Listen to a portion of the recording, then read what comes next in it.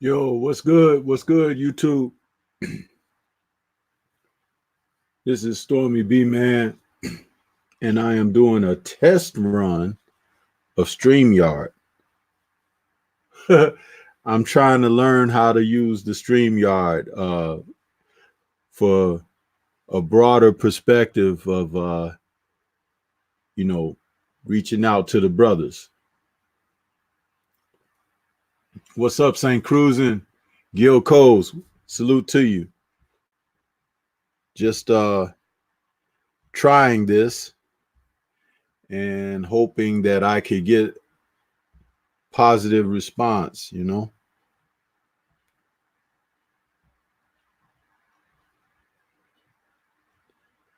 It's funny, I never used this before on a live. So it's all new to me. Brother doing this. Everybody don't have the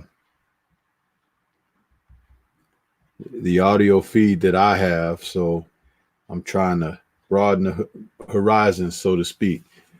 Hey, Lala D, what's going on with you, sister? Brooklyn, I'm trying to use this StreamYard. I'm testing it out. What's good?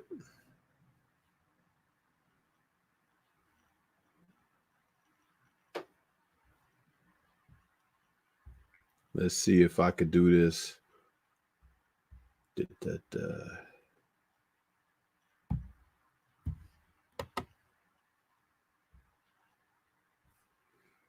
Hey, Brooklyn, I sent you that link in the same spot where you sent me on the Discord. You want to try it out and see if you could get on there?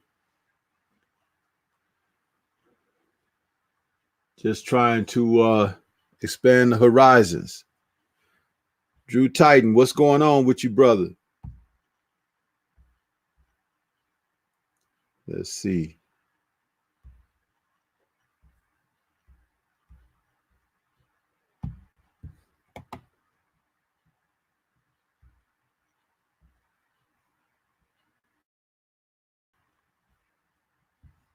This is really interesting how to do this. Let's see, Drew.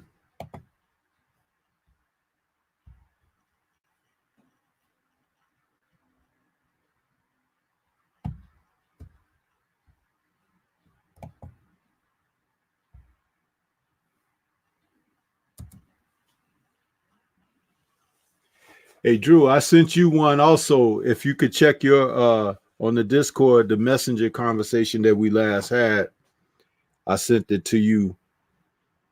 You can find it on my server. I opened it up for you to receive it.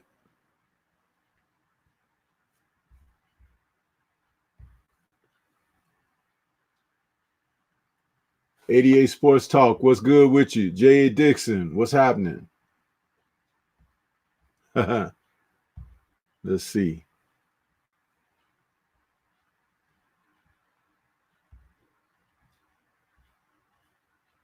See, we got Brooklyn. Okay, I see you, Brooklyn. Hey, what's good, Stormy? You there? Yes, sir. Hey, Can you hear me? what's good, man? Yeah, I hear you just fine. Yeah, man. Now I'm actually Yeah. like I did some laundry like the other day. I'm just like I'm just now getting to like putting it away and stuff. Yeah, Yeah. that's cool. I'm just doing this live test over the airwaves to see how this StreamYard works for myself.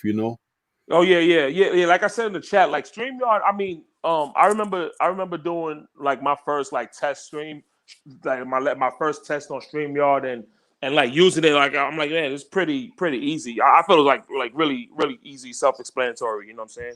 Yeah. Kind of bad. It's not bad, but me personally, I prefer OBS, the OBS platform, because you could really customize it. Well, yeah, that's how I am with my OBS as well. Exactly. All my graphics and everything, I'm able to do it that way. And my audio is through the Discord. Yeah.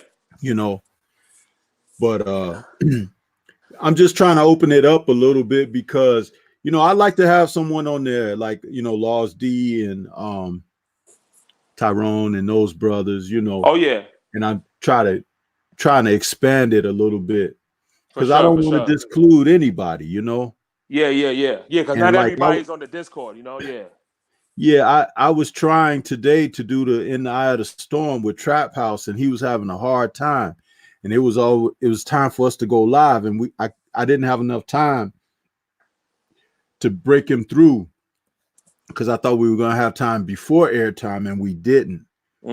So this is an alternative, especially if some Yeah. people are familiar with it already. Yeah, because Trap House, he's always on OG Boxing Talk, so he's familiar with that platform. Yeah. Because another thing, and I was saying this, well, it doesn't. I guess in this case, it doesn't really matter. But like one thing about OBS, it takes up a lot of CPU on your computer. You know what I'm saying? So it's like when like not everybody could. I mean, depending on the computer that you have, not everybody could really utilize the platform. I mean, if you have like if your computer's not really up to date, then it's not going to really work out for you. Yeah. So I'm trying to see if man. I put something out there for Drew Titan also. Hey Drew, are you still in the chat? Did you see it? Let's see where you and then with this, it's just as simple as somebody leaving their email and you give them a link and they hop right on. Right.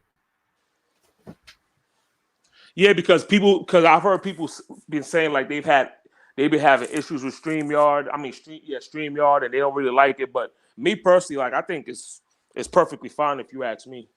Now, I just prefer the OBS because like you can really make it your own as far as like doing your live streams. You can really be creative with it. Mm-hmm. Yeah. Yeah, man, I really enjoyed that live stream I just did too, man. That was some good talk, man. Yeah, it was very good. Yeah, you know what I Very mean. good. Yeah, it was good. Yeah, we was having some good conversation.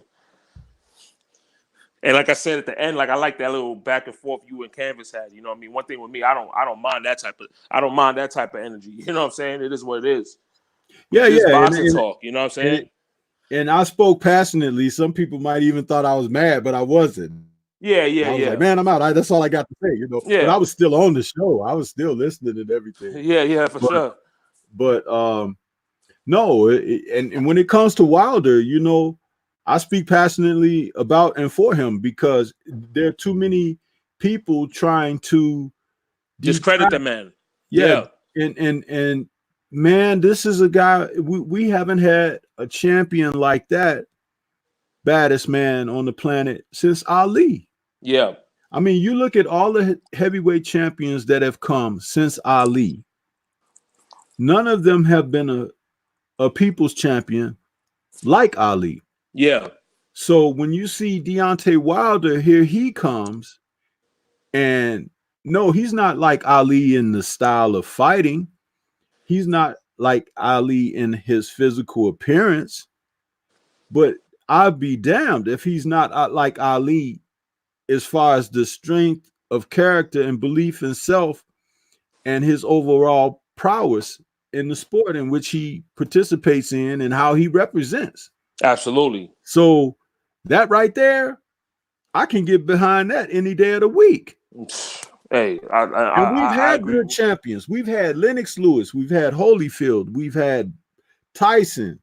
We've had Larry Holmes, going all the way back to Ali.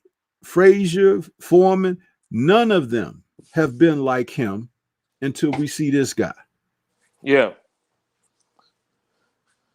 And then you have you have like other black folks, like we just referenced earlier today. You have other black folks, that essentially wants this man to bend over backwards to some white folks. And because like I'm not gonna lie, when he turned down that deal, I was happy that he turned down that deal. I really was, because see, guys like like the gentleman that Blood was talking to, I don't want him as a friend because he's gonna steer you wrong. You know, you always have those people who you call your friend and stuff that get you jammed up in a particular situation. See, it's like this. Because I'm sure anybody listening, everybody has friends who are musicians, who are inspiring actors and actresses and stuff like that. They inspire to be in the entertainment field, and I do too. I have a friend who's a pretty good artist. I don't know what his future gonna be what his future gonna be like, but I told him, you know, listen, don't just sign. If you in that position, don't just sign some whatever deal. Don't just sign a deal because it has a extra zeros on it. Don't sign no deal like that. You know what I mean? Get yourself a lawyer and get yourself a lawyer that you trust and look at the fine print. Look at all the details. Don't just sign something because of a particular amount of money. Now I'm saying Right. you know, don't do it. You know, this is something that I've told my friends. But then you have these guys on this internet who looks like they need some dental insurance and stuff like that, telling another man, "Oh, yo, you need to take that deal." No, dude, don't worry about his business. Take care of your business, my friend. You know what I mean? If he feels that wasn't a good deal, I'm gonna take it. I trust him. I trust his judgment because so far he's been doing an amazing job with his life in general. Forget just boxing, his life. He's a success story. Now, I mean, this is a guy that you're gonna create like a movie studio should be lined up to do a movie on his story. You know what I'm saying? Nobody doing no story about your punk ass dude. Not they called it what we was calling him earlier. Yuck mouth. Nobody doing no story about you, dog. You're a nobody. So who the fuck are you to tell another man that's been this successful in his life? You're wrong for not taking this deal, man. Get the fuck out of here, dog. Stop it, dude. Stop it. Hey, Brooklyn, slow up one moment. I just want to welcome Drew in. He's come in as well. Hey, what's going on with you, Drew Titan?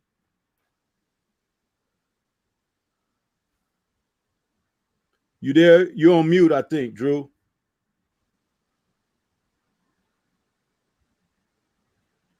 I can't hear Drew. I heard him on the feedback, but I don't hear him right now. Yeah, it doesn't seem like he's on mute. Hold on, let me see something. Maybe he stepped away. Yeah, he probably stepped away. But I wanted to acknowledge that he was out there. I heard him when he first came in, but now I don't hear him at all. And Scrapbook is in the chat. What's up, Scrap? I sent a invite to Scrapbook Boxing also. He's out there, and I sent it to his email. So Scrap, you can hear me? Yeah. You can hear me? Yeah, I hear you now, Drew. You there? What's going on, family? Hey, how you doing, brother? Doing good, brother. I'm doing good. Thank you, man. I had some free time. Oh, so shit, I can't hear Drew Test out the StreamYard to welcome the brothers out here that I haven't had a chance to have on through the Discord and everything. And this was like a test run, but I want to have you guys out there, let you know I'll be able to reach out to you this way too, you know, for those who've had difficulty on the other means of how I stream.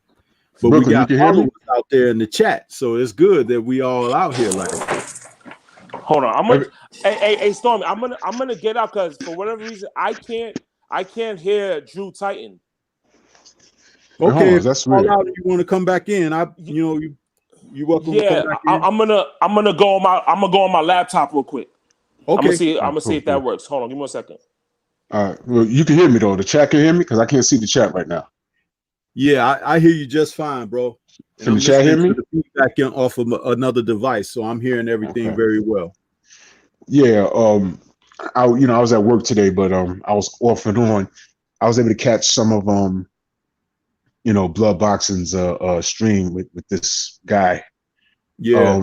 Let me be clear when I say this, man. I hope everyone understands what we're up against and what we're dealing with. Man, I was giving this a lot of thought, man. Harriet Tubman, without getting into without getting into all of that, one of her biggest issues wasn't necessarily freeing the people that wanted to be free. It was trying to free the motherfuckers that didn't want to be free. Yeah. Okay. And that in itself is a problem. And that's basically what we're dealing with. When I listened to the bits and pieces of what was going on that debate with Blood with this other guy, and you know what, I'm gonna take a higher road. I don't know this guy. I'm not gonna disrespect him. He mentioned another set that he represents or whatever the hell has you. He did something slick. I did catch the end of the show. He did something real slick. He was trying to be respectful. But then he goes on this rant and he starts calling out BFTB, he starts calling out 78. He called out Fanon, which is the absolute worst guy you can call out in a debate. I'm telling you that. I heard some of his show and I said, God damn it, he don't want no parts of Fanon. He don't want no parts of anybody, to be honest. But see, the thing is, he's a poser. Okay, what his problem is, he represents hatred, jealousy. That's what he represents. All I heard was a jealous man. Yes. That's all I heard was a jealous man. And I'm just being very, very honest when I say that. All I heard was a jealous man. Yes. Instead of him affiliating himself with the LDBC and sitting back and saying, maybe I have this thing wrong, let me listen to it. Let me get on people's lives and ask questions respectfully, because you can do that. You can get on someone's live and say, "Yo, look, I thought it was this. You're saying this, but I thought it was this. Tell me what you think." And BFTV he'll send you a link and y'all can have a discussion. He's not going to violate you until he is violated. I've seen him do it. Yes.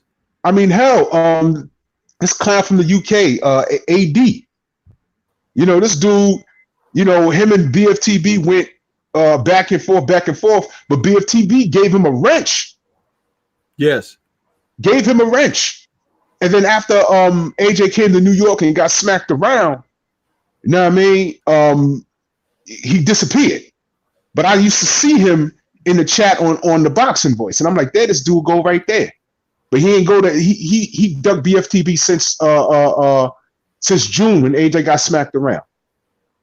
You understand? So getting back to this dude today, this guy he's just jealous, man. And again, I'm trying to be respectful.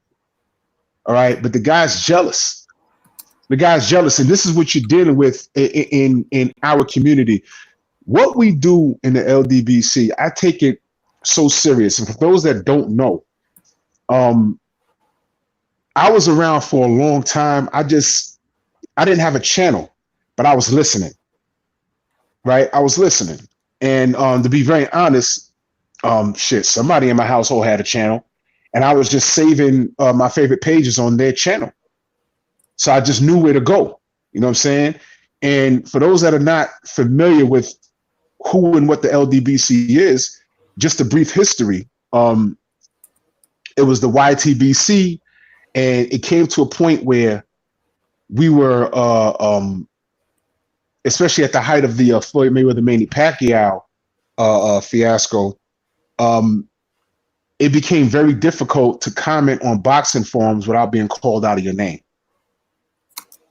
It was very difficult. You go to a page and you're honestly looking for honest boxing talk, and you go in there, because you love the sport and you're trying to have a conversation. And when you say, okay, well, look, I picked this fighter over that fighter, they say, oh, well, you must be an N-word. Oh, it's like you don't have no picture up there. You don't have nothing up there. No one knows how you look. They don't know your ethnicity, nothing. But they're calling you out your name, and it's a debacle. And it's like, why is it like that? And it was like that on a lot of channels. You're just rooting for Floyd Mayweather because he's black. You're just rooting for Floyd Mayweather because he's black. It's like, you even know what my ethnicity is. You even know what my ethnicity is. So why are you doing that? Why's it got to be like that? So what we did, basically, long story short, is we packed our shit and we left. We packed our shit and we left. Like Rosewood, like Black Wall Street, we packed our shit and we left. Okay, you want to call us out our name? You want to downgrade us? You want to degrade us? You want to do all of that shit? All right, you know what? Y'all stay over there. We're gonna leave y'all alone. So within the same YouTube community, we packed our shit and we left. And we in 78 formed the LDBC, where he made me and a bunch of other people comfortable. So I didn't have to go to all of these other channels and get called out my name. Mind you, I didn't even have a picture up of myself at first. I didn't. So I went where I was comfortable. I started messing with 78. I was always subscribed to. I eventually started my own channel, but I didn't have any content. I just had a channel where I could, you know how it is. You save your favorites. So I was listening to Blood. I was listening to 78. I found Black Fight Fan. I found Blue, and I found all of these wonderful people, and all of these other wonderful channels started popping up. People of like mind, and we could go in there, and we could always knock heads, but we was always respectful to one another. And then when he started doing lives, all of a sudden, here come these motherfuckers that we left in the YTBC trying to disrupt what we doing. Why y'all over here? Leave us alone. We ain't bothering y'all. Understand, those guys have live streams. I don't know. I'll go on record and I'll just say I doubt that anybody from the LDBC goes there specifically to troll. I don't see that. I don't have time. I don't make time to go to a page that I don't like just to troll and talk shit. I ain't got time for that.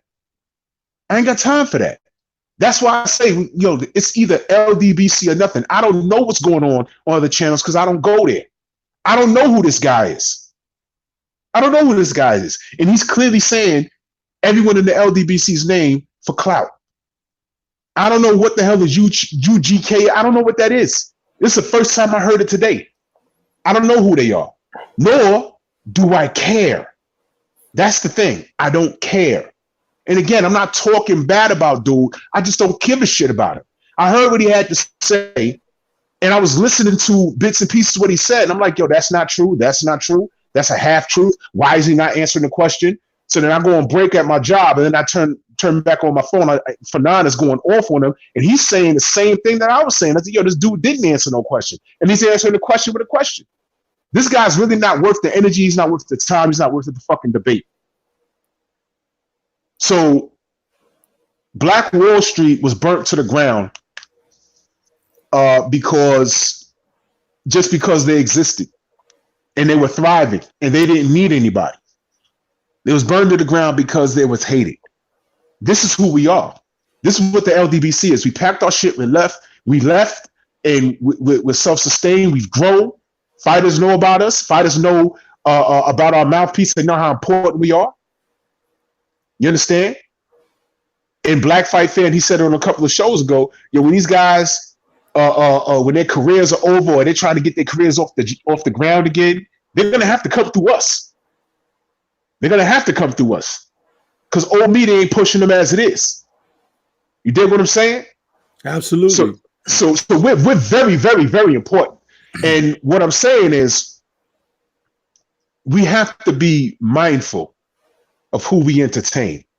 That guy talking IOB TV, whatever. And again, I'm not talking bad about him, but I'm just gonna be brutally honest, man. He need to keep his shit on his side of the street, because all he's doing is disrupting. And I don't care what color he is. All right, he's a cancer. Not every black person is your brother. And we got to realize that. I've been saying it, Drew. That those were my exact words a little earlier in the stream when I said everybody that's a brother ain't a brother. Facts. That's right. And I've seen it in other circumstances. Black Fight Fan and 78 mentioned it in a stream earlier this week. That's how they got to Malcolm. That's how they got to Dr. King. Martin.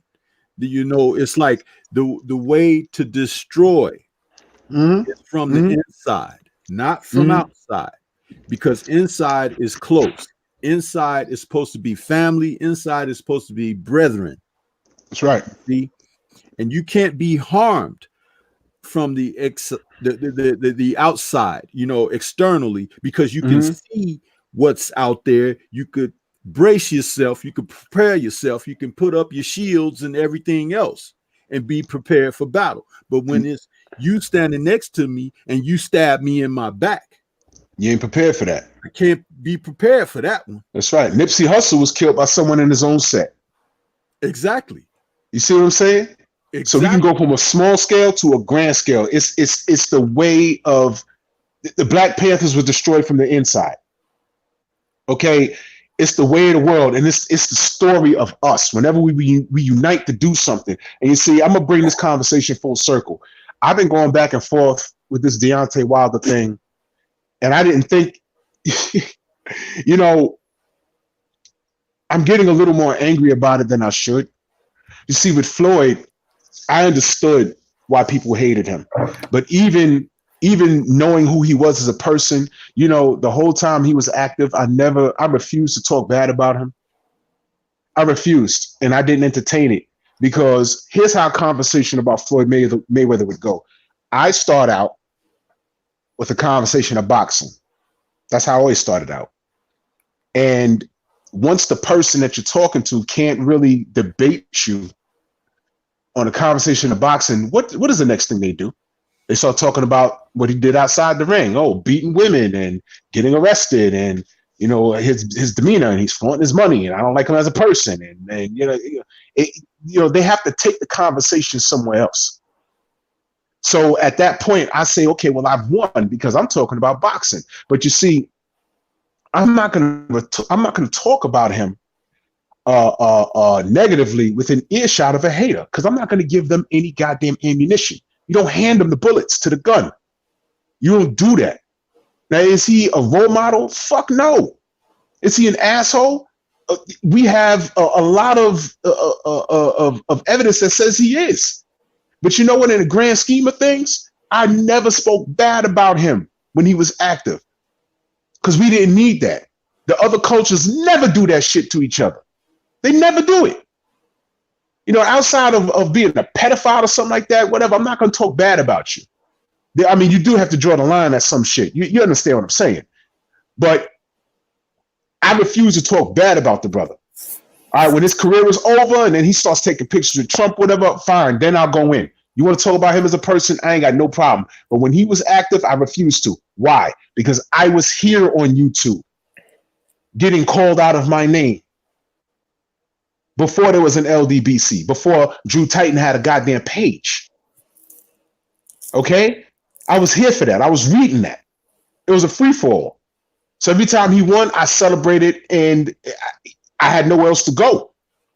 I'm just going on. I was going on people's pages and say, yeah, I won. We won for us. We won. All of that racist shit y'all talked. We won one. Ha. And then I get off the page. But see, when the LDBC formed, I didn't have to worry about that shit until now. And what sucks is you got brothers like this guy, IO, whoever the fuck he is, that is against the cause. Now I'm watching this Deontay Wilder thing, and what's different is he is everything opposite of what they said they hated about Floyd. And I can't understand what the fuck the problem is. He takes risks. He comes in there to fight. He comes in there to hurt you, and he's knocked out like 40, 41 people. Okay, you know, at this point, it's safe to say you know what you're going to get in the Deontay Wilder fight. He's not throwing money at the camera. In fact, when we get shot, I remember him marching when Mike Brown got shot. And people had a problem with that. Oh, he's just doing that for publicity because no one knows him. I mean, come on. Are you serious? Are you serious? At this point, this man could do no right. But you see, these dumbasses, they don't, I mean, stop for a minute. Is this not the history of the black fighter getting hated on? From Wilder to Floyd. Let's go back. Ali was hated. Now really think about it. See, a lot of people don't know. Okay. White America hated Ali when he came out of retirement and decided to fight Joe Frazier. Did white America not back Joe Frazier? Did Joe Frazier become America's champion overnight? Who goes back that far? Absolutely. Okay, they praised Joe Frazier. They praised him. And when he won that night, it was a celebration. But when Ali beat him the next two times, Did white America embrace him? Say, okay, champ, you're okay. Hold on, Drew. Slow it down a little bit. Don't leave nothing out. Let's go back. They supported Joe. They got right behind him. And what did Ali call him? Call him Uncle Tom. There you go. There you go. The heavyweight champion of the world, the real heavyweight champion of the world, said, "You are Uncle Tom. Yep. You they champion, but you ain't the real champion. You ain't the real champion. You ain't the real people's champion. You ain't the heavyweight champion of the world, because the heavyweight champion of the world never lost his title in the ring." Thank you. Isn't that called lineal? Ha. What I loved about Muhammad Ali was that he was a man. Let me slow down again. What I loved about him, not just being a fighter, a professional boxer, that everyone after him tried to some way, shape, or form emulate his movement in the ring. They tried to emulate his speak, but they could not emulate what was most important: his character. Character, his constitution, what he represented as a man, a black man. Yep. They didn't want that, but it was so strong. It's like the old saying, if God is with you, it's more than the world against you. That's right. That's because only a man of sound foundation, constitution, ethic, representation, and will can stand on something like that and garner that type of support. Don't forget George Foreman waving that flag, okay, during the 68, okay? And guess who was his conqueror? Yep. I want to hear it. You know, Ali Boumbaye. Ali whooped him. Where did he whoop him?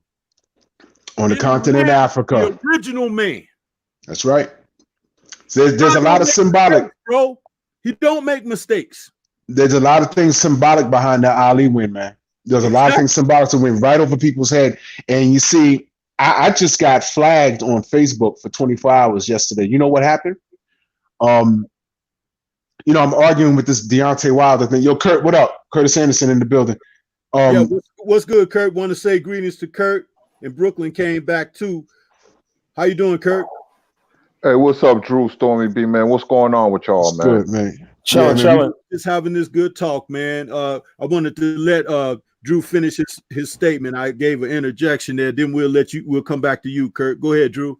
Yes, sir. Yeah, I was having this debate on Facebook because, you know, a lot of casuals, you know, they don't like Wilder, but they really don't understand why they don't like Wilder. They're listening to old media, and oh man, I got so much to say about this. The latest deflection, because, you know, they like to use us against us, and this is all symbolic to what I'm saying about this brother that was debating blood today.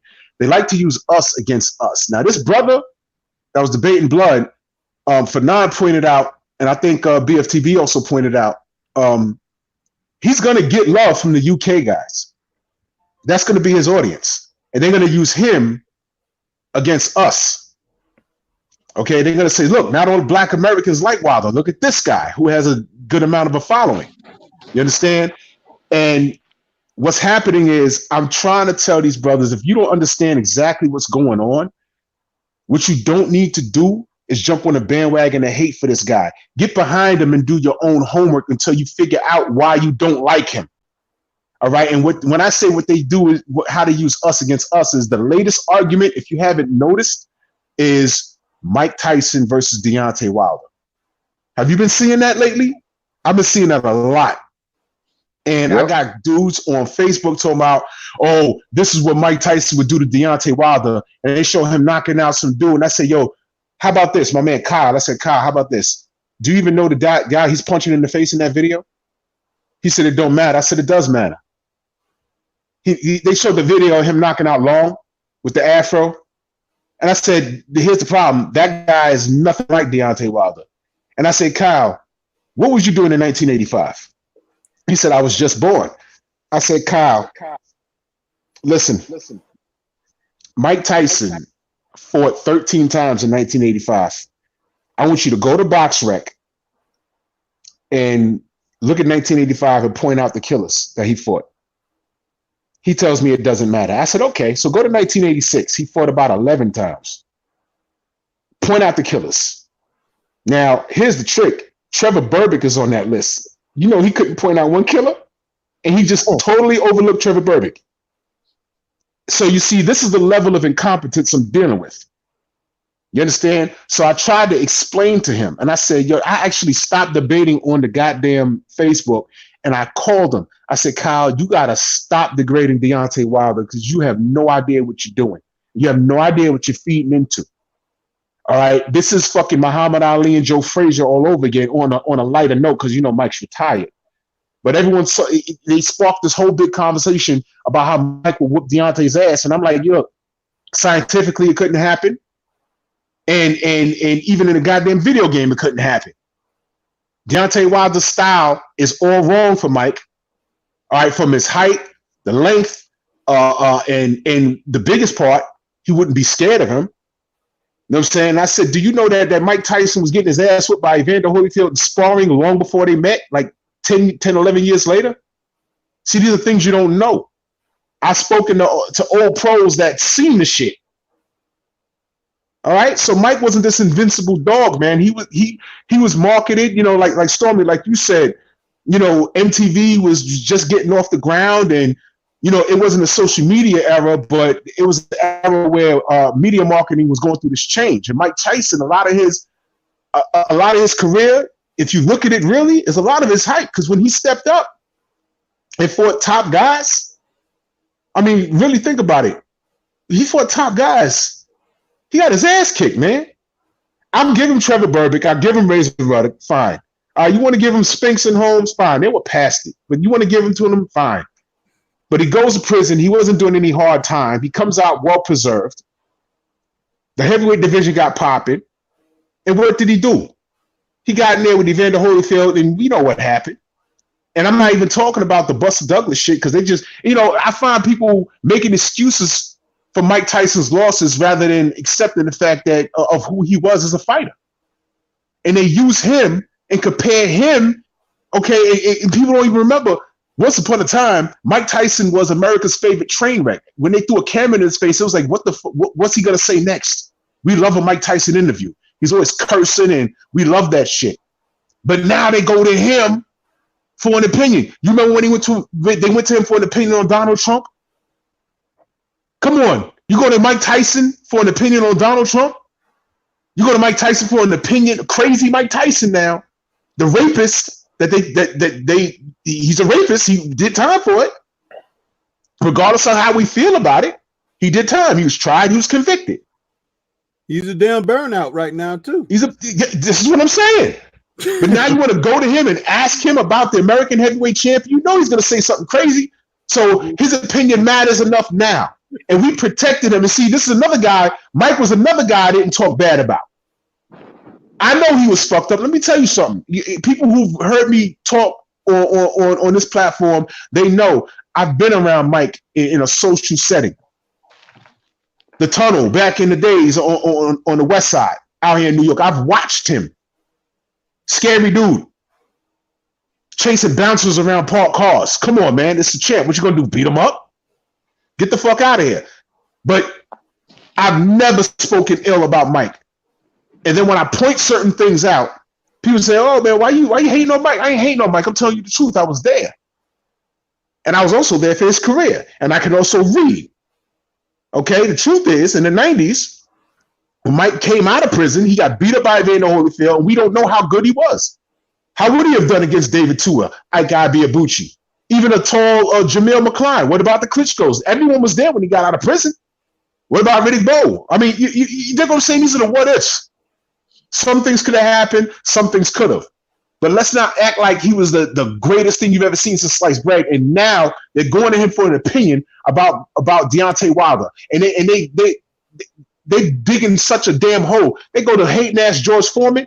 Another guy I didn't talk bad about, but I'm gonna tell you something. My parents been mad at him since 1968, man. That's why I was laughing when I was listening to Trill when he brought that up. I said, "Yo, they've been mad at him since '68." They said, "Yo, man, don't you bring no goddamn grill in this house." That's what they. I'm not even joking. Don't you bring that nigga grill in this house? I said, "What's wrong with him? You still mad?" Yup. We holding up the black fist. We. Yes, sir. Let's hold on so a moment. Let's welcome Kurt in. Haven't had a chance to talk with Kurt on the air for a while. How you doing, Kurt, man? How was your Thanksgiving, bro? Oh man, it was great, man. My wife cooked. She's a very good cook, man. And Kurt, you there? Yeah. Oh, can you hear me? Can't hear Kurt. Can you hear me? Yeah, I can hear you. I can hear you. Yeah, I hear you just fine. Oh, okay, good. I can hear. I can hear. Okay, go ahead. Okay, Kurt. I thought it was my internet because after 50 gigabytes, T-Mobile, man, that's the premium plan. My internet started going crazy, unstable. But anyway, it was great, Stormy, man, and I hope you guys had a wonderful Thanksgiving. I watched college football, but it's going to take 3 lifetimes. Count them. 3 lifetimes for us to get our act together, not physically. All races have ills, but when it comes to blacks, it's purely psychological. And this is postpartum slavery. And that's why when people say, oh, slavery is a long time ago, they don't really understand. If you guys take a look at The Watchmen, it's about white supremacy, where they're the Ku Klux Klan, but they call it the 7th Cavalry. It's a classic series. Come on Sunday nights at 9:00, starring Regina King, and they wear these white masks. And the police officers have to wear these yellow masks to conceal their identity because the 7th Cavalry is hunting them. They get the address and they execute police officers. It's very interesting. And the season 1, episode 1, they show 2 black people getting dragged in the streets, and it said Tulsa, 1921. And it caught my attention because I said another superhero movie, but this one takes a whole nother angle. It's all about race and white supremacy, mind control, all of that. And the episode they just showed Sunday, it was epic because it went back to her grandfather roots, and she could see she took these pills and she could see. The reason I'm bringing all this up is the psychological effects of the black man. And you saw it earlier today with IOTBA, I'm calling out names, him and D. Jefferson. I went on his channel like a month ago, D. Jefferson's, and I came at his boy, Unbiased or Biased Boxing Talk, because I said, I listened to these European channels, and you was on there cooning and dancing. And when he got back over here, he puts on a different face when he's on an American channel. So I went on the channel, and they're boys. So I was on the panel, and I was cursing him out. I kind of lost my cool, but I was just trying to hammer home a point. I said, "You're a coon," straight up. I said, "I'm telling you, you're a coon. You can find me anywhere." D. Jefferson he said, "Hey man, you could be on the show anytime, Kurt. I know who you are, but man, you assassinating his character." And I says, I have to call it like I see it. I say he's a buck dancing, butter biscuits cooning for those European channels. And I used to work with one of them, McGregor. On all the races, people that follow him, Unrivaled Boxing Talk. But see, those European channels, they come at the LDBC because they think we don't know. I mean, they don't want it with me because they be like, nah, Kurt Sugar, nah, we ain't gonna mess with him. But Boxing Librarian try to come at Fanon and and because they thinking we don't know the history of the sport, which we do. We have very intelligent people in the LBC. Stormybman can break down things to a Q. Drew Titan, a highly intelligent Brooklyn child, me, scrapbook. We have a lot of people that's highly intelligent, you know, and it's sad that IOTBA and D Jefferson and the rest of them clowns, they want to dance a jig for the European so they get the subscribers because they want to show the other side, what I call them, that, oh, hey, we on you guys' side because simply put, we're against the LDBC. We have monopolized boxing to the point where there's so many channels, it'll make your head spin, and that's a great thing. That's a monopoly, and that's what we need to do. People, listen, my father told me this as an 8-year-old child. My first fight was Foreman and Frazier. Foreman and Ali in 1974. I went to the Fabian movie theater to see it on closed circuit in Patterson, New Jersey, And wait, hold on, Kurt, explain to the youngins what closed circuit is. I don't think they know. Okay, a closed circuit is before pay-per-view, you went to your nearest movie theater or a movie theater to watch a big fight. Leonard and Hagler, Leonard Hearns. There wasn't no cable in my living room or city, so I had to go to the movie theaters. Me and my father. That's closed circuit TV. Mike Tyson changed that with in the 90s with pay-per-view, but it was closed circuit before that. And my father said, he took a cigar. He said, boy, I'm going to tell you so much about boxing. Nobody ain't going to be able to tell you nothing. Because, see, I didn't understand it. He later said, the reason I did that is these white historians get to tell our story. See, a black historian could tell his story from his own people. So that's very, very important. And white historians sit up there and say, yeah, Sam Langford is, and George Dixon that, and you're a black boxer fan, you don't know. He could tell you a white fighter is a lot better than what he really was. You wouldn't know, unless you do research or whatever. See, I know because my father taught me from A to Z, but I don't want to go too far left. I just want to throw that out there and see people like Boxer Librarian, they got these pompous attitudes, and he know boxing, but he don't know what I know because I'll debate him any day and I'll blow his doors off. But none of them dudes. See, I used to work with McGregor on World Breaker, and he know, and it feels good when somebody of a different color said, well, Kirk, I know, but I don't know what you know. And that's all I wanted to hear, because then they're going to respect you. And with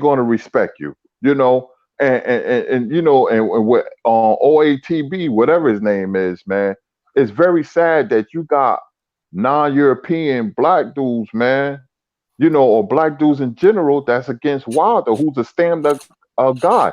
They would have hated Larry Holmes. They definitely would have hated Muhammad Ali.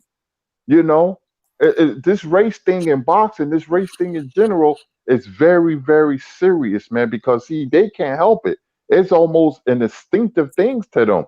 They see a big black dude knocking out people, they're going to go against them. Automatically, they're going to go against them. You're going to have coons.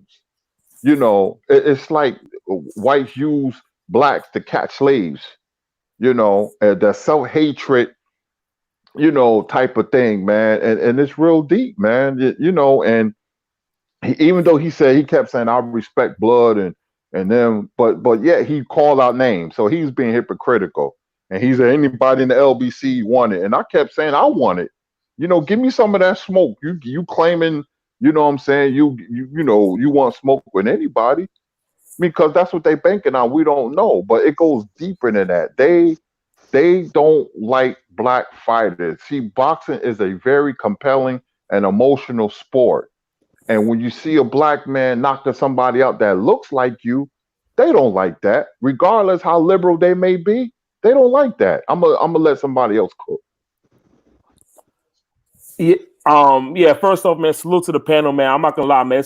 It's a pleasure to be on the panel with Stormy and Kurt and Drew Titan, man. Because I mean, I'm the youngest in the panel, but I appreciate being like, I appreciate getting like the knowledge that's being put out there, man. Now, as far as Deontay Wilder, speaking from somebody from my perspective, man, during my time being a boxing fan, I never had a heavyweight to really go for it. You know what I'm saying? Because me personally, from a super casual level, I've been watching boxing since like the late 90s, but it was a super casual level. You know what I mean? But I watched, you know, I can remember being a kid watching, you know, Tyson and Lewis and Holyfield and all that, but I didn't really attract to them as much because I knew they were, you know, on the slide, you know. And then during the 2000s, we had Klitschko.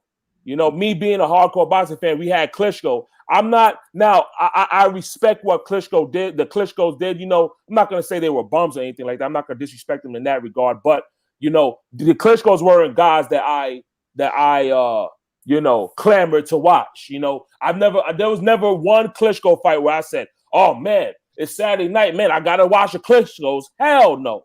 You know what I'm saying? But for me, Deontay Wilder, like for the old Jesus on the panel, you know, I grew up watching Muhammad Ali and Foreman and Holmes and all these great fighters. You know what I mean? Growing up, while y'all watch these men live. Know what I mean? For me personally, like Deontay Wilder, he's my, you know what I mean, Muhammad Ali and Foreman and Holmes and Tyson. Like that's my guy. You know what I'm saying? That's my guy. You know what I mean? And the idea that you have these clowns, and me personally, I didn't name because I just did a stream. I didn't put the dude's name out there. We called them on the panel. We called them Yuck Mouth. You know what I'm saying? Like, you know, as far as you know what I mean, as far as Yuck Mouth is concerned, you know, it's really sad that, you know, it's like there's no way he believes the bullshit that he's talking about. It's clear that it's for one, it is Coonan. Now I'm saying a buffoon that's coming on his internet embarrassing himself. But then on top of that, you know, you as a dark-skinned black man, you know, because me personally, I'm a dark-skinned dude. And we know, like, you know, when you dark-skinned, like you looked at differently. You know what I mean? For you to be dark-skinned and for you to essentially want Deontay Wilder to bend over backwards for these white collar UK people, like you should be ashamed of yourself, bro. You know what I'm saying? But the problem is, like, these guys on this internet, man, a lot of these dudes, they have no honor, no code, no integrity, like nothing. Like they're willing to say anything. They're willing to do anything. Their life is so ungratifying. You doing all this shit just to get subscriptions, man. You know what I'm saying? And that, to me, that's very sad. And the guy should be embarrassed. But to be honest with you, he's probably not. You know what I'm saying? But, you know, that's all I got. Yeah. It was quite interesting to see Blood, you know, try to go back and give history, dates. And the guy was trying to stop him. You know, hey, hold on. You know. Mm-hmm. Yeah. But see, that was the first sign of ignorance. Okay? Yep. Because there's a reason that God gave you one mouth and two ears. Huh? You can go deaf in one, but you still hear something out the other. Okay? But he wanted to use two mouths and one ear. So he was already operating from a deficit right there. Then the Blood went to tell him about the history in the heavyweights, talking about Larry Holmes. He talked about Jerry Cosia. Okay? He didn't know who Jerry Cosia was. Sit down and shut up. Fact. Okay? Start listening, start learning something, because everything that you spewing out of your mouth is as foul as what comes out the other end. That's real. That's real. You know what I'm saying? And guys like that, you know, I sit back, man. I just listen. I just brother, listen. You know what? The older I've gotten, you know, because I used to run my mouth a lot, you know, but the older I've gotten, I found that I've gotten more accomplished by just listening. Mm-hmm. And then sometimes you find you don't even need to respond on certain things, you know. I'm not the most religious person in the world, but I do believe in the universe. And my favorite saying over the last 10 years has been, time will reveal all truth. And sometimes you don't have to say much, just watch. Okay. For example, I turn on a lot of LDBC channels. A lot of times I'm busy, but whoever goes live, I'll jump on the live, hit the like button, Bronx on deck, let y'all know that I'm listening. And I might not have time to respond or chit chat or say what's up to everybody, but I'm letting y'all know that I'm supporting. And there's a lot of things that I hear on these channels that I'm like, oh shit, I didn't know that, or I forgot about that. Oh wow, you got to do more listening than you do talking sometimes. All right. And when you're talking to somebody that can't shut the fuck up, sometimes you have to stop talking to them, because the best lesson in the life is experience. And sometimes you just got to let motherfuckers go ahead and do what they feel. You know what I'm saying? It's like a baby. You got to tell the baby, don't touch that light bulb. Don't touch the light bulb. And what happens when you turn the back and they touch the light bulb? They fucking burn themselves, right? Do they touch a light bulb after that? No. You understand? So I was listening to this brother today, and I was listening to him like, yo, am I bugging, or this guy? How the fuck do you answer? You ask him a question, and then he started asking a question to how do you answer a question with a question? I was like, yo, what is it? Am I the only person catching that? But I was like, all right. Yeah. I was like, yo, and then I was at work, so I put the phone away. And when Fanon went live like immediately, and I'm listening to Fanon, and he said the exact same thing. I said, see, I know I wasn't bugging. I know I was busy and everything, but I said, yo, he ain't answer no questions. And then I understand that the deal was Blood wasn't supposed to bring up history. I mean, what the fuck? I mean, I was like, who is he even talking to? Who is this guy? And then at the end, he's going to talk about, I respect everybody. Then he want to call out the general. Then he want to call out Fanon. Then he want to call out BFTB. Come on now, dogs. You just violated. You just politely told us to kiss your ass. It's still the same statement. You just said it with a smile. You don't get no points for that, man. So I was just sitting there thinking like, wow, I think we do better just ignoring this dude. I mean, we addressed him for today. We do better ignoring this dude, because all he's going to get is a bunch of people getting his back that really don't have his best interests at hand. You understand what I'm saying? Not only that, but it's one of the masters of creating the game's best ploy to pit us against each other. Correct. That thing right there, you have to understand the machinations behind that manifesting. You have to eliminate that. See, you from here going forward, okay, you gave him one piece of a stage today. That's all he get. See, because you go forward with what we're doing and grow. Kick rocks for people like that. Right. Because again, they're only there to create dissension and to bring you down and to make you arguing amongst each other. You can actually see the works transpiring. There have been some things happening within the community, and some people are no longer a part of the community and things like that. But it's as a result of those type of operations, covert. People not finding themselves in the circumstances they are by recognition, but being drawn in, you see. And that's where we have to, like, I had a conversation with Kurt recently, and we were talking about as being like elder statesmen, it's like almost a duty that we have to instruct our brothers and sisters that are out there with us and let them know, hey, if they're going too far out, we have to rein them back in a little bit. Right. You know what I'm saying? Because you lead by example. That's the best way. But also within leading as that, you have to set the example,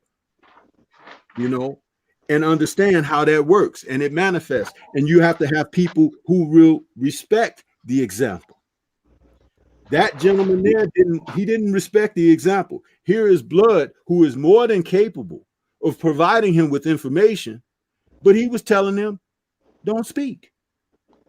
Did you see? Oh man, that was disgusting, man. Yeah, that was disgusting. Telling him don't speak. He's trying to shut him. How can you shut down knowledge? You can't.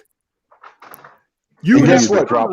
You have none, but you don't want to receive it either. Get the He's hell out trying of here.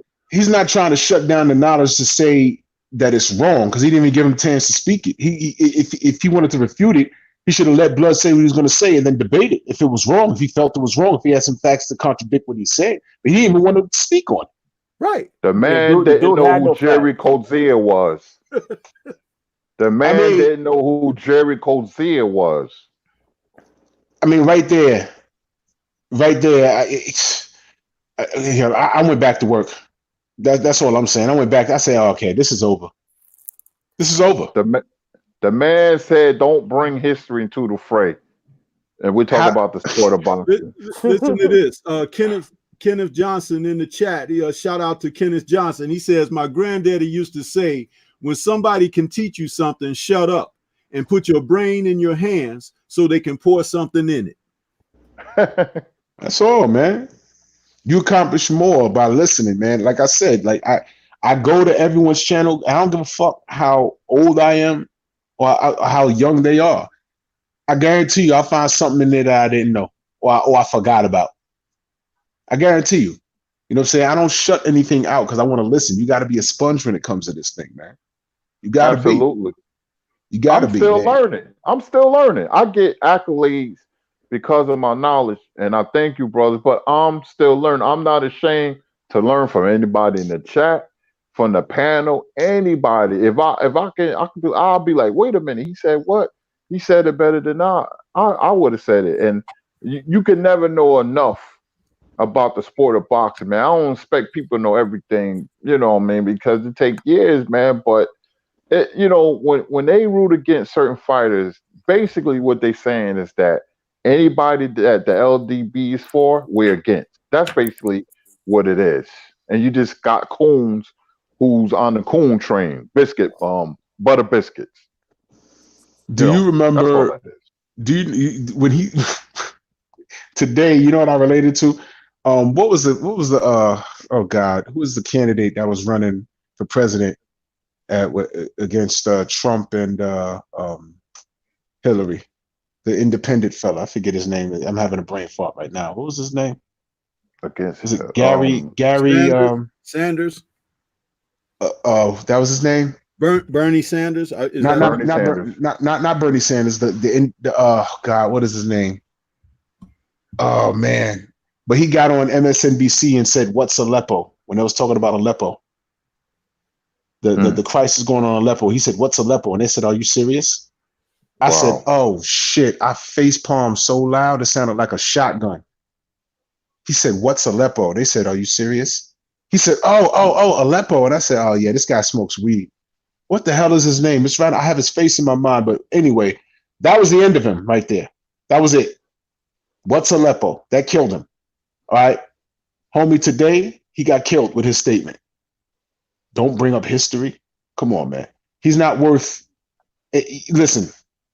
78 putting him on his live just to have a pointless debate that he's just going to body him in. It's just getting that guy views. Just getting him saying, yo, look, I went up against 78. Now went up against Blood. And I mean, come on, man. Let's not give this guy any shine. It sounded so ignorant for him to say, don't bring up history, that it's the equivalent of someone saying in slavery, don't take the chains away. Thank you. That's, I mean, to crystallize it for some people, because again, it can be about perspective, and it also pays notion to the fact that you can listen to people who slick talk, okay, and talk from the street and all of that, but there are some people who have a charisma, okay, and even shit sound good to ignorant people. So don't ever forget that. The power of stupidity, okay? Because it's massive. Yeah. Look at what we got in the White House. Oh, man. I'm just saying. And it's people thinking that it's okay. The ride is good. We all right. Man, we on the cusp. Because of ignorance. So with what we're doing within this community, we cannot let that seep into the DNA of what we're about. That's right. You got to shake that off, man. And I'd be damned if I want to be associated with ignorance and the unknown of like not being able to recognize self, you know. And with what we're talking about centered around this sport and this wonderful champ that we're in the midst of at this time, this man harkens back to things that they always spoke falsely about our people. Strength, conviction, power. Okay? That's the one thing they don't ever want us to really tap into. Our power, what it is, what it does. That's right. Strength is from what everything in life comes from. Nothing can survive without strength. So here we are. You understand? And you got a heavyweight champion of the world who's out here kicking ass and taking names like a man from not long ago. A same kind of man that they tried to pull out of there. They tried to send him away to get killed. Okay? And he knew it. I honestly think conviction, he could battle against that because, like I said, when the world is against you and your creator is for you, that's what it comes down to. The real protection. And that's why he could walk amongst the people. This man today can walk amongst the people. That's right. Someone was saying earlier in one of the other streams, they said after he had won the championship, after he defended the championship, he went down in the dining hall, in the food court with people and commiserating with the fans. That's right. Fred said that. Real shit. That's real. He don't need 30 security guards like Floyd. He don't need that. You see what I'm saying? And it's not that people are like, oh man, I don't want to get beat up. You know, a bullet will stop anybody, but he has so much love that he don't need that. He's a real dude. You could walk up to him and talk to him. Since when have we had a heavyweight champion that allows us access, you know, via 78 can call him on the phone. You know what I'm saying? Black Fight Fan can call guys like Errol Spence on the phone. Call them like they family. Call that's them right. Like they family. And they talk to him just like family. The day he had the accident, that morning, he was calling people that was in the hospital with him. But we didn't even know what was going on. And another thing that pissed me off is that when I got out of bed that morning, I turned on my phone and someone sent me a link that said he got shot and killed by gang fire. I swear to God. I swear to God. And then there was a button that says tap to share to Facebook. And I'm reading this. I was like, what the fuck is this? And I said, you know what? Give me a minute. My boy called me. He said, yo, did you hear about this? Did Errol get shot? I said, I don't know nothing. I just got out of bed. My feet just touched the ground. Give me a minute. And I text Black. I said, yo, any word? Is the brother all right? What's going on? And he said he'll get back. He'll get back to me. And he got on Trill that morning. By the time Trill came on, because you know the accident, we was thinking the worst. By the time Trill came on, they said, yo, apparently he's gonna be okay. Well, first, I'm saying the first day I think we didn't know. The next day, the news came out that he was gonna be okay. And it was a miracle that they only had some cuts on his face and some missing teeth. And then you saw the hatred. You won't believe the things that I was reading about that kid. Al Heyman guys, PBC guys are out of control. What? How did we get all the way over there? What are you talking about? PBC is a code word for Black. Thank you. And and mind you, it was a Mexican kid that said that to me. You see, I read all of this shit, man. We're under attack chronically. That's why I tell people what we do in the LDBC is way more important than you think. It's way more deeper than us just throwing up channels and for hits and things like that. It's deeper. It's deeper than that. That's why I get upset when I see brothers fussing in the chat, man. Stop for a minute. It's bigger than personal beef, man. Stop for a minute. It's bigger than that. If y'all got an issue, please share emails and talk behind the scenes, because the reality is, in a family, not everybody's going to get along. I get that. And guess what? Y'all ain't got to speak. Whoever it is, y'all ain't got to speak. But you know what? I'm going to support you. I'm going to support you. And that's it. That's the long and short end of it. This is the shit. The cause is bigger because these motherfuckers are forming a united front against us. And I'm gonna go ahead and say it. All right. When it comes to like a white European fighter versus a black fighter, they're united fronts against us. When it comes to a Mexican fighter against a black fighter, they're united front against us. When it comes to both of them versus us, they are united front against us. And you know what their battle cry is? Kill a nigga. Kill a nigga. That's all. That's why we need to remain united. If you got beef with the next man, please put that shit in your pocket when they come for us. Please go to the niggas shit you don't like, and if he's doing a live, just hit the goddamn like button. That's all. Yeah, we ain't got time to be fussing amongst each other because what we're doing here is important. All right, because people are still listening to Fat Dan Raphael. People are still listening to Steve Kim Jong Il. People still listening to I don't even know they made niggas like Whitlock anymore, but they still make niggas like that. They still listen to guys like that. That's old media. We can smash them if we want to, but we got to stand united. Personal beef, put that shit in your pocket. If you can't reach out to the person you got a problem with and talk to them behind the scenes, don't go in someone else's chat and try and call them out. Go in there and be like, yo, give me your email. I want to holler at you and let it be done. Because I'm telling you, we got people who are coming to our live streams and watching. And what they'll do is they'll pick a side and get a group of people to pick your side and just like a cancer, kill you from the inside out. And we'll turn around and we don't know what happened to the LDBC. But it'll be disrupted over some bullshit. You got to be smart. Look at what happened to the Black Panthers. Yep. They was infiltrated, and you know, this thing, like you said, Drew, is a lot deeper than what the naked eye sees, man. I see it all. I feel it all. My intuition. I see everything. I see what they're trying to do. You know, I know the culprits. You know, like you said, everybody's against us, man, and we have to remain strong and unified. And we've been doing a good job of that. There's been some beefs, you know, with some younger dudes, whatever. I ain't gonna say their names, that squash and whatever and stuff. But you know, we have monopolized boxing with all the channels, and I'm proud of that. I'm very proud of it because one thing I've noticed is that we got people from all walks of life, and under any normal circumstances, there's people that wouldn't even talk to the next man. All right, but we're all united for this one cause. We united, one, because we love the sport of boxing, and we united, two, because we understand what old media is trying to do. We catch their bullshit. We don't need Ring Magazine or KO Magazine or ESPN to tell us about the sport anymore.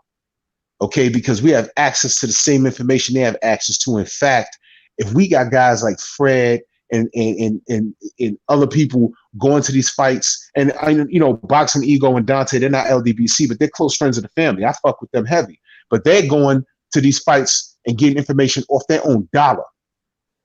And then when they come, when ESPN puts out something fraudulent and say, yo, this is what's happening, and this guy sold this many, and for example, let's just say Ego says, no, I was there, and the rafters was filled. They didn't give out those tickets. And I spoke to the fighter and I spoke to the promoter, and what they're saying is wrong. You see, we need people like that. We need people in the field. Okay? They're stopping guys like Fred from going in there asking real questions. You understand? He's putting himself in a line of fire for us. You understand what I'm saying? For us. He's doing that for us. Now, motherfuckers could do some dumb shit and saying, oh, well, he's not doing it for me. He's doing it for him. No, he's not. Stupid. You must like getting lied to. It's deeper than the sport, man. Do you understand what they're doing? Do you understand how powerful that was when Fred said, yo, what's up with those emails? And they put him out? You know how powerful that is? That's fucking powerful. That's the power of the LDBC. That's the power of real journalism. They've yet to answer about those fucking emails. You think I forgot? I didn't forget. I didn't forget about those emails. I'll never forget that. I'll never forget that. And if I so happen to sneak in any fucking press conference and they throw a mic in my face, I'm going to ask about these emails. And I'm nobody. I only got like 350 subs on my shit, but they're going to know me. And I'm not doing this for subs. I'm doing it because it needs to be done. There's something called the greater good. You do shit because it needs to be done. Okay? Because the sad fact is, when Charles Barkley stood up there and said, I am not a role model, he was wrong. He was dead wrong. Whether he liked it or not, there's people that looked up to him. So he owed it to his people to act a certain way. What does that mean? No matter what, the spotlight's on you. Deontay Wilder is who he is. It's not an act. So we got to protect him when they try to degrade his integrity as a man. I'm not having that. I don't have that. And I don't appreciate when motherfuckers try and get up there and use people we supported, past and present, and try and compare him to them when you know that they didn't support them back then. You're going to try to degrade Wilder by using Mike Tyson, knowing that you wanted this motherfucker dead. Knowing you just knew he was going to get shot in the street sometime. You just knew that was going to happen to him. You're going to go to Floyd Mayweather for an opinion on Deontay Wilder? You couldn't hate this kid. You couldn't stand this kid. Now you want to find out? Now you want his opinion? Now? You got to be kidding me. You got to be. This is how they use us against us. So I had to tell these brothers, stop. If you have your opinion, hold it. Share your opinion judge him when his career is over. Then you can talk about it all you want. You know what I'm saying? Who remembers when Roy Jones was fighting on HBO? The man was fighting on HBO, getting them ratings and everything. But have you ever listened to the commentary during the Roy Jones fight? It is the most disgusting thing you could ever hear. It is disgusting. Same thing with Andre Ward. It was disgusting. I don't even want to get into how they treated him. I don't want to get into Guillermo Rigondeaux. I don't want to get. This is a pattern. That's why it drives me crazy. It drives me crazy when I hear people of color degrade Deontay Wilder, especially when they don't know what the fuck they're talking about. It drives me crazy. You need to shut up. You need to shut up and fall in line. And if you don't know, ask questions. Because I find myself in a deep-rooted debate with motherfuckers that don't know a goddamn thing. That's frustrating. I'll never forget the most annoying. I don't mean to go off on a tangent, but I remember having this debate about Michael Jordan. And the person I was debating just kept saying, yo, I just don't think he's that great. Wow. And for 2 hours, I'm going back and I'm bringing up records and the first retirement, how he came back and won 3 more rings and how he changed the game at his position. And you know what the bottom line was? This motherfucker, I said, yo, why do you hate Mike so much? What's wrong with you?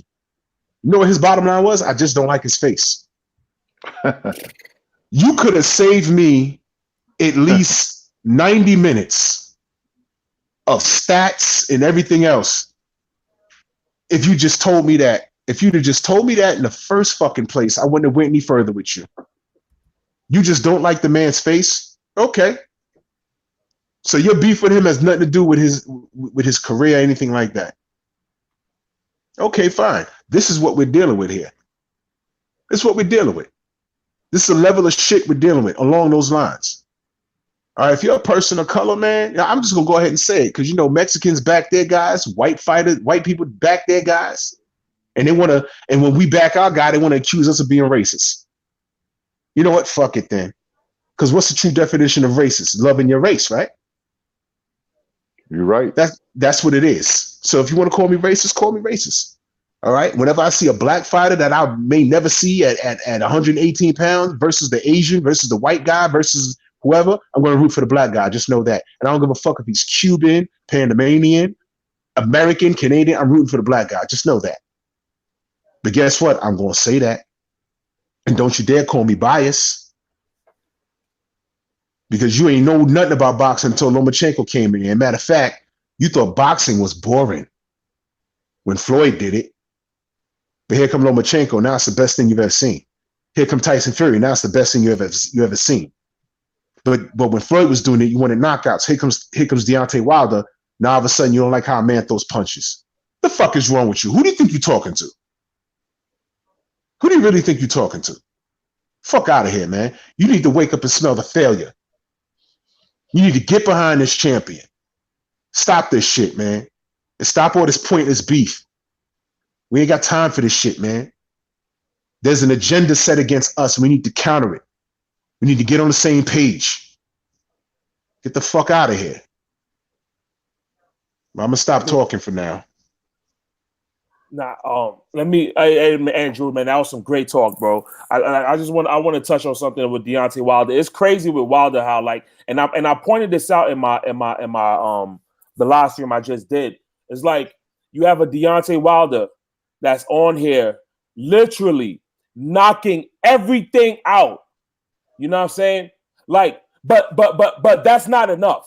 You know what I'm saying? Like, you can't just judge the man off of what he's doing in the actual boxing ring. That's not enough.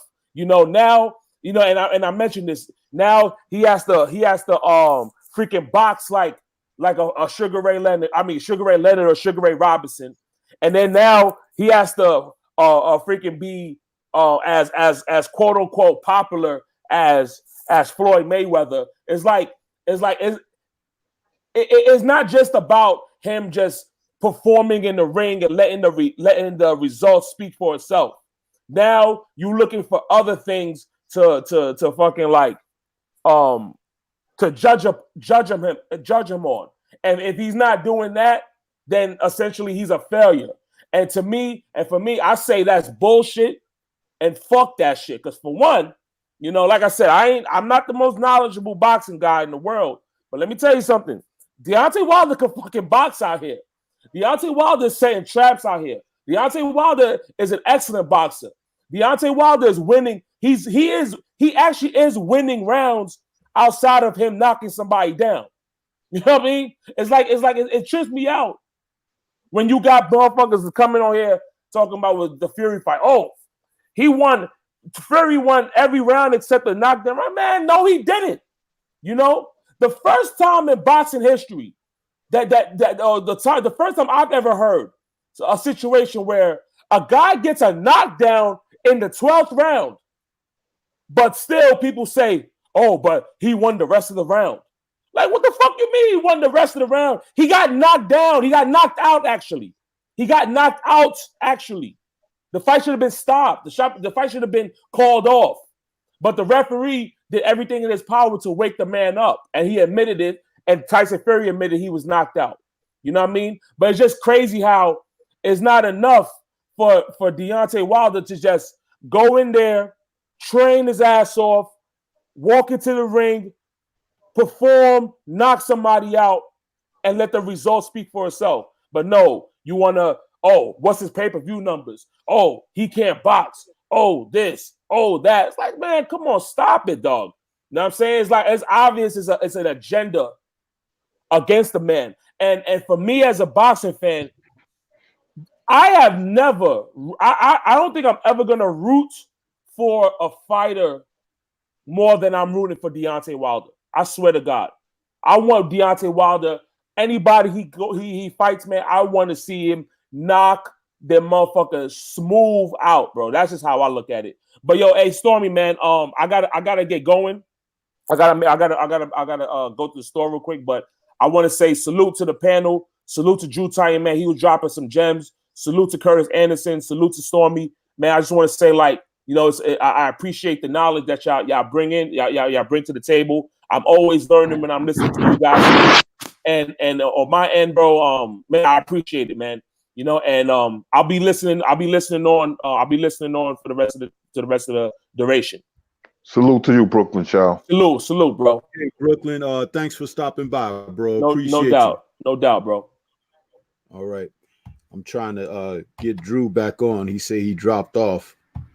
So What up, Kurt, you got anything to say off of what was just spoken on, or you want to move on to another topic? Or Well, we could move on, but I just want to say, brothers like the One Blood debated and all them dudes, black dudes who's against us, they need the drop squad. There was a famous movie about a guy, black guys who was lost, who was coons, and they sent the guy to rehabilitate him psychologically called the Drop Squad. I believe it was a Spike Lee movie, and he kept saying, "Come back, brother, come back." Yeah, that's about it. Yeah. Just trying to get Drew back on here. I had sent him a link on here, but he was really cooking on something. You Yeah, he know, sure was. I mean, it was some things that really needed to be said, things that needed to be heard seriously. Trying to get him on here. So What's going bear on, with me, guys? Can you hear people. me? Is my mic okay? Hey Tyrone, what's good with you, bro? What's up, man? What's going on, Thanks for Kurt? sending the invite. How you doing? Tyrone, Have you what's been up? out there listening? Yeah, I was listening for a while, man. Drew was tearing it up, bro. You know, he was killing it. Yeah. So let Drew know I just sent. Okay, he said he backstage now. Gotta get him back in here. Okay, I got you back, Drew. Oh, he fell out again. Oh my goodness.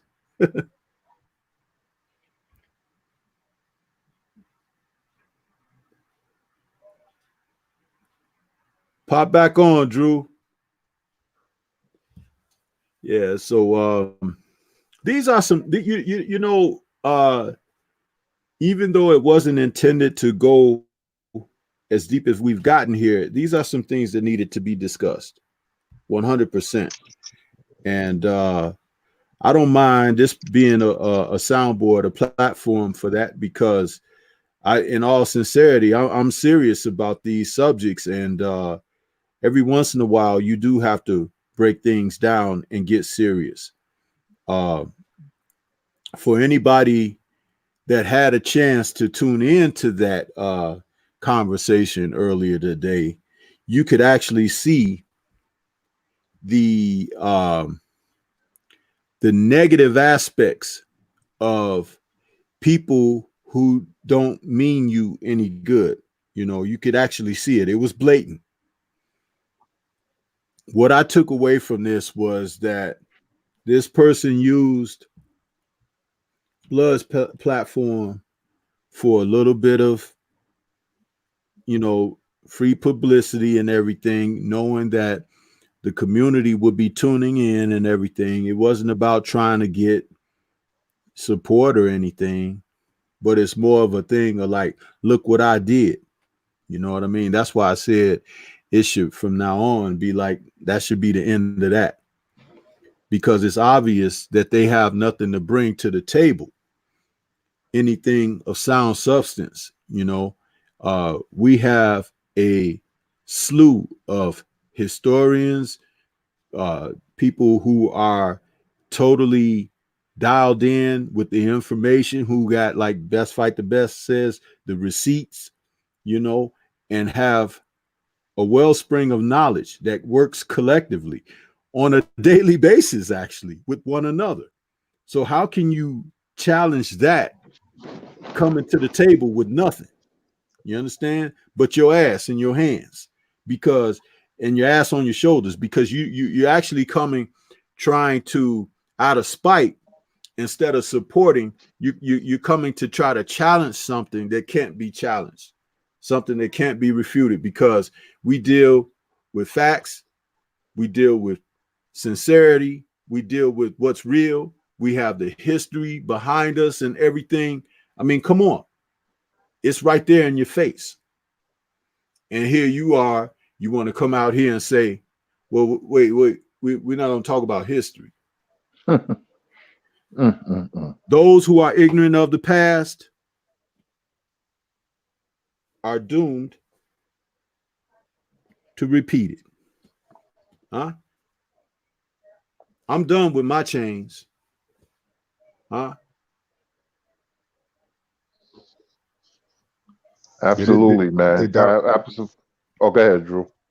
No, it was a sad it was a sad state of affairs, man. I mean, I got off work. I was driving home. I was listening to it like from the beginning, and I mean, I really, I know Blood was like biting his bottom lip, like, "Yo, I promise I'd be respectful, but this guy's a fucking idiot, man. This guy's an idiot." He was literally, basically, he was telling Blood to fight with no hands, just use one leg, and don't fight with your hands though. That's what he was basically telling him. How do you not bring up history in this conversation? I mean, what was he trying to do in this debate? Nothing made sense. Nothing made sense. This was a sad. Just to add to what you're saying, Drew, he's asking a man who is a historian. His channel is called Retro Boxing. Okay. Right. And the boxing spreadsheet. So there's no freaking way around it. There's no around it. So what? That's what I'm saying. What did he think? You're gonna go into school and say, "Hey, I ain't come here to learn nothing." Huh? You walked into an institution, a college or high school or whatever, but you walked in with a book backpack and everything and say, "Hey, y'all, I'm not here to learn anything." But so why are you here? Exactly. You know what I'm saying? I'll do you one simpler than that. It's like, you go to a strip club and shorty come up to you wearing a thong. And here you come with the $1 and she's like, "Ew, don't touch me." What? What are you talking about? Bitch, get dressed, go home. What's wrong with you? Get out of here. You're in the wrong line of work. You know what I'm saying? So he came up here trying to make his own rules, and then oh man, Blood, props to Blood, because I know his blood pressure was up. I know it was up just listening to that. I mean, this was like on the level of Homer Simpson type dumb. I mean, he's so dumb it was frustrating. You know what I'm saying? Yeah, go ahead. No, go ahead, Drew. Sorry to interrupt. Yeah, I mean, and then when I heard Fanon, it's like, I hear something and I said, maybe there's something I missed, because I like to check myself. And I'm saying, okay, maybe there's something I missed. I'm gonna go back and I'm gonna listen to the whole debate from start to finish again. I'm not gonna read the chat, because sometimes you read in the chat, it's like listening to commentary while watching the fight. It can have an influence on what you're thinking. So I said, I'm gonna listen to it again from start to finish to make sure I'm not bugging. But I said, all right, I'm gonna listen to Fanon first. And I'm listening to Fanon, and he was coming to the same, and it was kind of like refreshing. I say, okay, I know if Fanon caught that, what I'm saying? I'm not as sharp as he is, but I know if Fanon caught that, I know I'm not bugging. And then I went back to the chat. I'm like, yo, everyone's catching what I'm catching. So, I'm not the sharpest knife in the drawer, but yo, I mean, what the fuck was he even? And then at the end, he wants to say, shout out to the LDVC. I respect y'all. And then he started going on the rant and start calling everybody out. Yo, when you want to talk about a hoe being out of pockets, he was out of pockets. Get out of here, man. Shout out to Scrapbook Boxing. He in the chat, man. My brother Scrapbook. Try debating that, brother, and say we're not going to talk history. What are you talking about? What are you really talking? This dude just wanted his 3 seconds of fame, and he got it. You know what? I'm not gonna. Of course, I can't tell other grown men what to do, but you know what? BFTB's platform is too big to put that clown on it, because he's just gonna say something stupid. BFTB like to pull up receipts and not only say something but prove it, and then he'll leave it to him to prove him wrong, and he'll go off on a personal opinion. And dude's gonna get bodied again. I'd rather, and then I mean, come on, man. He wants to talk about all BFTB knows Deontay Wilder. No, you know how many times BFTB has brought up another fight, and then 2 minutes into the damn live stream, someone up there starts talking about Wilder, and now he just detours hijacks the whole show. The show don't even have to be about Wilder, but some faggot will come in there talking about Wilder. So it's not him. But see, these are the things that we're dealing with here. And this guy right here, come on, man. Come on, man. I can't tell brothers what to do, But I wish that Saturday would be the last day we entertain that guy's shit because he completely exposes himself. He ain't proved shit today. He proved to be a grown adolescent. He proved to be a threat to tolerance. And he should just lay where he rests. Whatever soldiers he could muster up, you know, it makes perfect sense. You know, how these what you call these cults come about. It makes perfect sense. If guys gonna follow guys like that, fine. Let them follow. They can't destroy what we're doing here. What did Black say? We the mob, ho. We control the narrative. We do. And we don't need to allow cats like this infiltrated, man. He's no friend to the family. Trust me. He's not. He just wants shine. Now watch what I tell you. He'll pop up on live streams. He'll pop up on live streams. He'll show up. Yo, shout y'all out. What up? What up? Don't let him in, man. Don't let him in. I'm saying it right now, and I'm saying it respectfully to everybody. Don't let him in. Because it starts with that. He'll show up in the chat. Somebody say, okay, well, this is the guy. I'll give him a wrench. He'll give him a wrench. You know what I'm saying? Share email, get a phone number, and that's how he'll infiltrate. Do not let that nigga in. I'm saying it right now on Stormybman's live stream. 10:22 at night over here in New York City time in the Bronx, November 30th, 2019. Do not let that nigga in. If he wants to show up, that's right. If he want to show up on your live stream, yep, don't let him in. Do not let him in. I'm telling you, do not let him in. Don't. Remember I said that. Legendary Top Cats. What's good, fam? Yo, don't let that nigga in. All right? He just told you today who he was. If you listen to it. If you didn't listen to it, go to the debate. Go to Blood's channel. What channel was it on? Retro? It was on the Retro channel? Retro, yeah. Retro, yeah. Go listen to it from start to finish. Do not let that nigga in. If he wants to come to your live, fuck it. Let him sit there. Don't throw him a rent. Well, you know what? I'm not going to tell anyone how to conduct their channel. But niggas like that, just remember, niggas like that is who shot Nipsey Hussle. Niggas like that shot Malcolm X. Nigga like that got Dr. King killed. All right? They use us to take care of us because they know we don't trust them. Okay, Kurt, I remember y'all had Dougie Fisher on a live stream and y'all had a long conversation with him. Shout out to him. But, you know, feed him with a long fucking pole. Him too. You understand? I mean, he welcomed the smoke. That's something Steve Kim would never do. You understand? But you know what?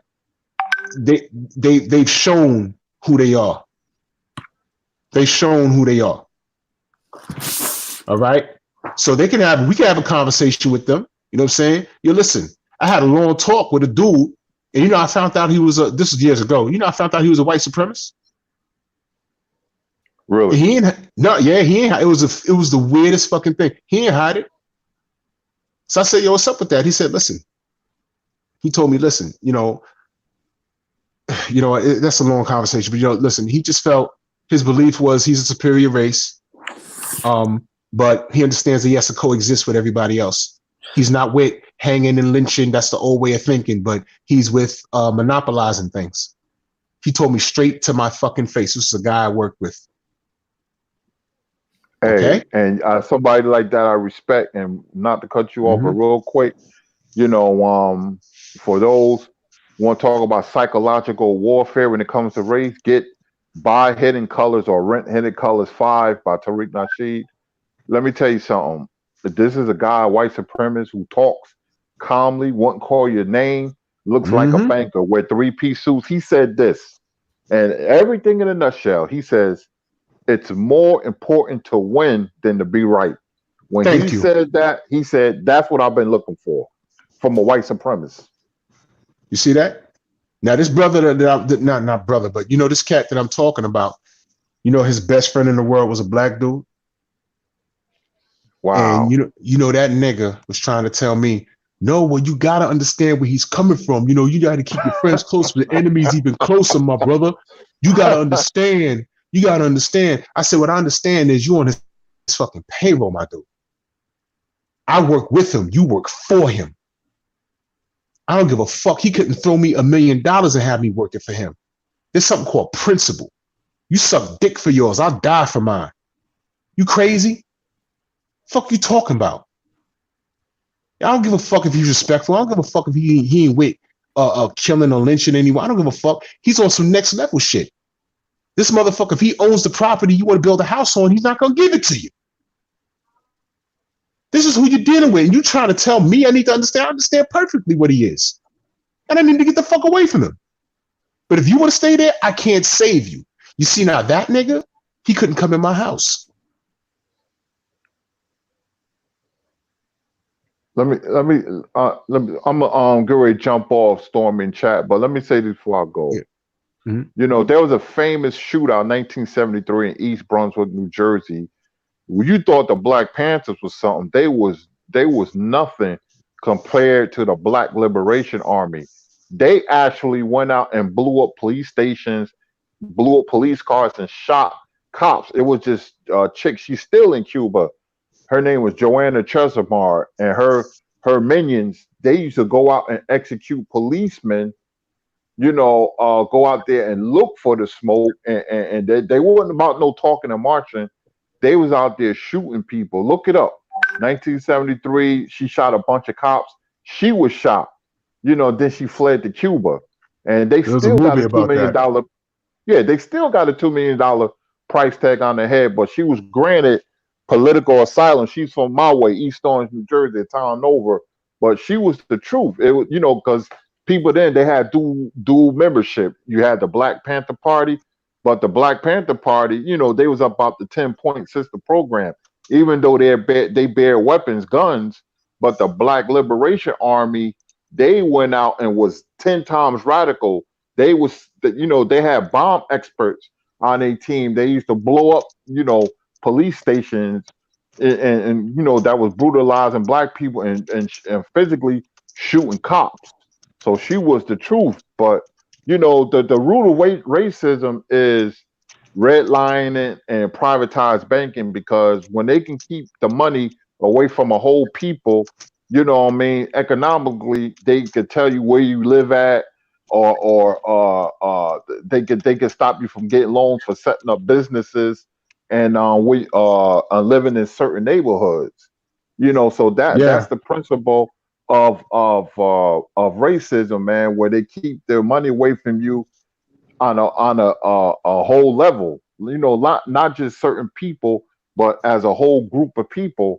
They could keep the money. Remember that episode with George Jefferson where he wanted to open up a cleaners? He did it himself. Yes. Remember that, y'all? Yes, I remember that. They said, yes. The bank said, we'll give you a loan, but you have to open up a cleaners in a different neighborhood.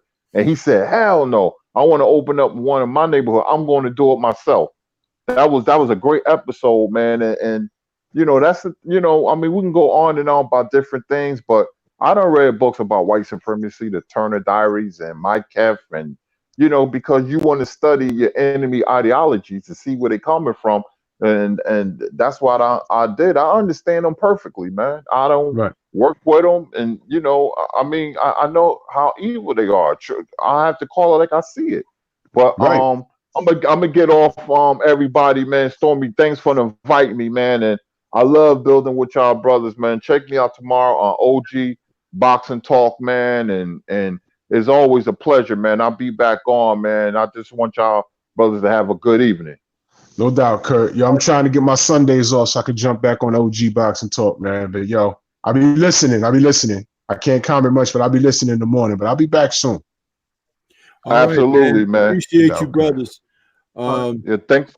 And tell Stormy. Yeah, no, I just wanted to say before you brothers go, let everybody know where they can find you. You know, I know you just said you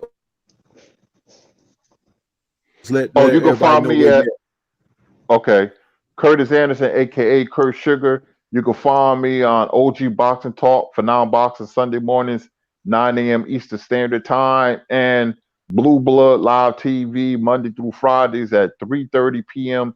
Eastern Standard Time. All right, that's what Andrew. You taking off too? Yeah. I'm about to take. I don't know why my daughter's still up. Saturday. What the fuck is she doing? But yeah, you can find me at Drew Titan on YouTube. I got a live stream every Sunday. LDBC Strong. I focus on the health and wellness of the boxing community and amongst my people. And just people in general. But us as a people of color. We're prone to getting things different by way of diet. It could be it could be altered by the things we put in our system. So I focus on that. There won't be a live tomorrow because I'm getting things together for a live stream next week. I'm going to have some fighters from the past on there, and I'm going to have something really, really special for you guys next week, next Sunday. But you can also follow me at Drew Titan on Instagram. Man, my motto is when sharks don't swim, they die. That's why they move. So we all got to move. If we moving, we living, man. I love y'all. Yo, Stormybman, thank you for having me on. Yo, Curtis, you already know what it is, family. And by the way, that kid, Justin Jr., that is the kid from that used to be on BFTB Live. I think he said he related to Jack Dempsey. He a kid. He's legit like a kid.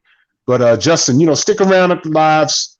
You know what I'm saying? Just stick around and we'll acknowledge you. Just stick around for a little while, bro. Yeah. All right.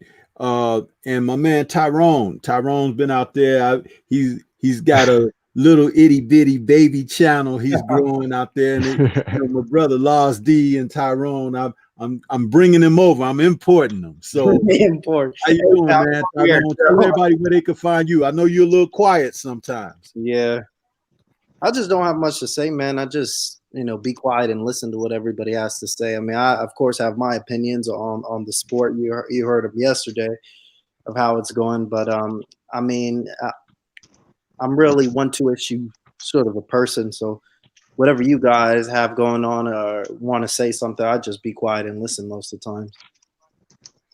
Yeah, but Tyrone has good boxing insight, fellas, for a young guy. I mean, how I don't want to tell everybody how old you are, but he's a young brother, so it's like he's got a lot to bring, and he's at least over 20, So we'll leave it at that. So he's a pup, That's what's up. Yeah. So, and I kept trying to get Laws on there. He was in the chat, but he said he was trying to put his kid to sleep.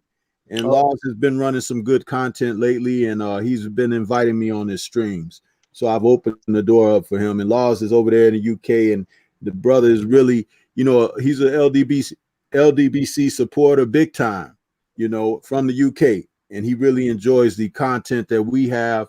And, I'm just trying to open that up and, provide a link, for everybody to be connected. So, but I appreciate everybody that was on here with me this evening. Brooklyn, shout out to Brooklyn Child.